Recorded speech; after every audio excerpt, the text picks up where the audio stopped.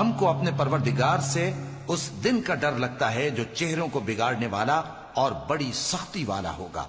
چنانچہ اللہ ان کو اس دن کی سختی سے بچا لے گا اور تازگی اور خوشی عنایت فرمائے گا، اور ان کے صبر کے بدلے ان کو بہشت اور ریشمی لباس عطا کرے گا۔ اس میں وہ تختوں پر تکیے لگائے بیٹھے ہوں گے، وہاں نہ دھوپ کی حدت دیکھیں گے نہ سردی کی شدت۔ ان پر درختوں کے سائے قریب ہوں گے اور میووں کے گچھے جھکے ہوئے لٹک رہے ہوں گے، اور خدام چاندی کے برتن لیے ہوئے ان کے ارد گرد پھریں گے، اور شیشے کے نہایت شفاف پیالے، اور شیشے بھی چاندی کے جو ٹھیک اندازے کے مطابق بنائے گئے ہیں۔ اور وہاں ان کو ایسی شراب بھی پلائی جائے گی جس میں ادرک کی آمیزش ہوگی۔ یہ بہشت میں ایک چشمہ ہے جس کا نام سلسبیل ہے، اور ان کے پاس لڑکے آتے جاتے ہوں گے جو ہمیشہ ایک ہی حالت پر رہیں گے۔ جب تم ان پر نگاہ ڈالو تو خیال کرو کہ بکھرے ہوئے موتی ہیں۔